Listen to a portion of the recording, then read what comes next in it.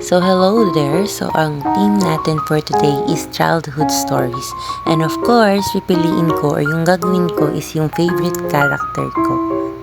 So never akong nagsawa sa kanyang story kahit paulit-ulit. Kahit paulit-ulit ko yung panoorin. And guess who? So syempre, 'di ba?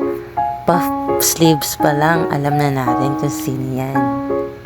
And of course, kailangan natin palitan yung skin tone natin. Snow as white. Ay, white as snow pala. And kailangan natin ng apple. And sa paghahanap, kailangan natin ng skirt. So, ito yung napili ko, long skirt. Kaya lang, pumapaibabaw siya. Kaya, naghanap ako ng iba. So, mas cute tong skirt na to. Gagawin lang natin dilaw para mas kamuka or mas hawig nung kay Snow White. And of course, innocent makeup, yung pa-sweet style lang, and the short hair. So, yung short hair niya is ito, yung black.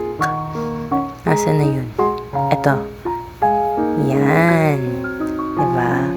Taray! And simple heels lang, which is yellow din. But I'm not sure kung yellow yung sapatos ni Snow White.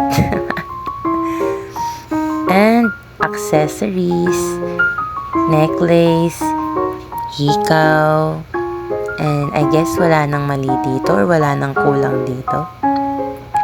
So here's my final look. My favorite childhood story is Snow White.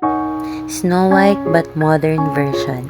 So don't forget to like, share, and follow. Thank you!